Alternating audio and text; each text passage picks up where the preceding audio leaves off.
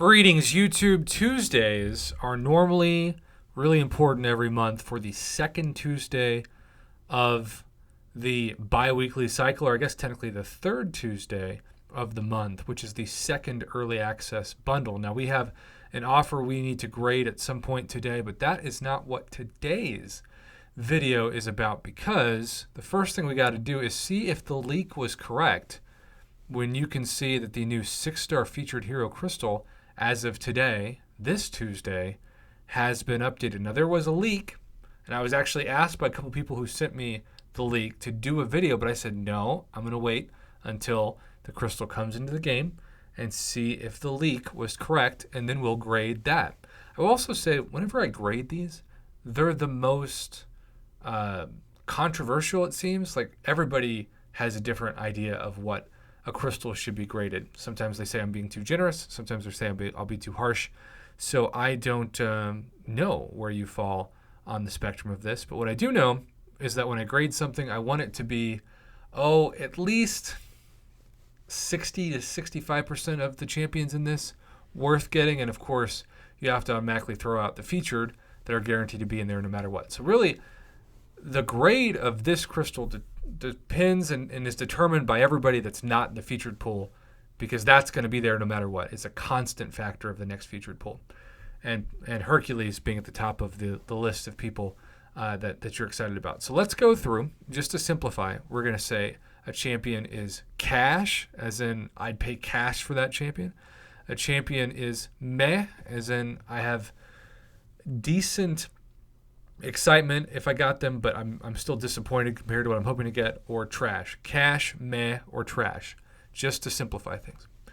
Okay, so again, Hercules, Penny Parker, Spider-Man 2099, Overseer, Purgatory, America Chavez. They do not count because they're automatically in there as the new featured champions. Can't grade them because they're going to be in there regardless. Now, Spider-Man Stark Enhanced is at the top of the list of champions that I'm so excited are in this, because he is a what if Nexus target prize that I have aimed for and missed for several weeks now. But 6-star Stark Spidey does not need to be awakened, and if you get him and somehow you're not uncollected, he's going to make your job against the Collector, because I still think he's arguably the best option of anybody against the Act 5 Collector. He's going to make your job so much easier and save you a lot of units if you play well with him. Medusa and Iceman both.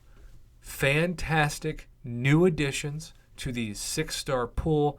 Neither of them is in the 6-star basic pool, which tells me, though, that after this featured cycle, and given it's another almost 100 days, they should be added to the basic. So it's going to be, 90 days from now is November, December, January. It's going to be 2022 before that happens. But hey, you've got some hope. I love all three of those champions. All three are straight cash homie. Human Torch is one of the greatest champions in the game. He, particularly against Mephisto in the Abyss, will save you so many units if you play him well. He is a big-time cash champion. We are now 4 for 4 on champions I'm excited about. Diablo used to be the alcoholic, as in he'd make you consider drinking when you landed on him, but now he is the functional alcoholic, who is one of my favorite all-time champions in the game. I parry heavy, and usually that stacks enough poison on its own. Even if I can't gain power, the parry heavy method with Diablo is amazing. He also has fantastic regen, especially depending on your mastery setup. Every one of these champions, I can say confidently, is awesome so far. Now we go to Venompole. This is another rare champion that took a little while to come into the game, though less time as a 6-star than Medusa, Iceman, or Stark Spidey. I really like Venompole. I think she's almost underrated at this point because she's kind of lost in the shuffle of the top tier of the skill class. Definitely worth a cash designation. Now, Spider-Man Miles Morales is one of those newly buffed champions that I know he's been buffed, but I actually like fighting him more and just building to a special 3 now, because you don't have to worry about the random evades, which is also nice on offense because the evades can mess up parries. I'm going to put him in the meh category. You might disagree with that. That's fine. But compared to the other champions, I just feel like he's a bit underwhelming, but maybe I'm being too critical. Just telling you how I see it. Venompole, kind of similar to Miles. I know he's buffed. I know he's better, but I don't know too many, if anyone, that uses him on a daily basis. So he's just still meh to me. I'm thankful they got buffed. Certainly better than they could be, but at the same time, not my favorite cosmic champion. Now, Rogue, every time I say anything potentially in a crystal opening commentary about just kind of feeling okay about getting Rogue, there are people who are like, Prof, Rogue is criminally underrated, you idiot. And I always read that and think, man, Rogue has a really big following. So there's a lot of people out there who would say Rogue is a cash champion. I am going to disagree with you and still say, even though I see her value and do think she's on the underrated side of things, she's not worth 15,000 6-star shards. So I'm still going to put her in the meh category for this.